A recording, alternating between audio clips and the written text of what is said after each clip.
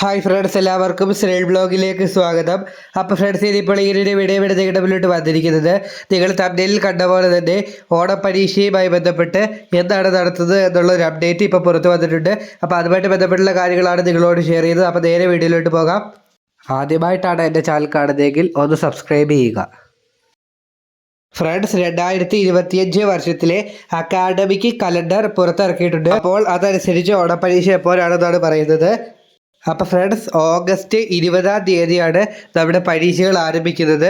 August 27-ാം തീയതി പരീക്ഷകൾ അവസാനിക്കും. കറക്റ്റ് ഒരാഴ്ചയെ നമുക്ക് സമയമുള്ളൂ.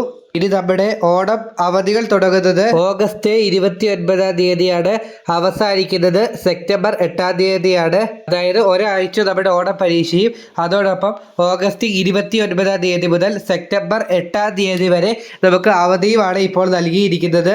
ഇനി മുഹറത്തിന്റെ അവധിയുമായി ബന്ധപ്പെട്ട് ഒരു അപ്ഡേറ്റ് സർക്കാരിന്റെ ഭാഗത്തുനിന്ന് വന്നിട്ടുണ്ട്. അപ്പം അതുമായിട്ട് ബന്ധപ്പെട്ടുള്ള വീഡിയോ ഡിസ്ക്രിപ്ഷൻ ബോക്സിൽ കൊടുത്തിട്ടുണ്ട്, എല്ലാവരും കാണുക.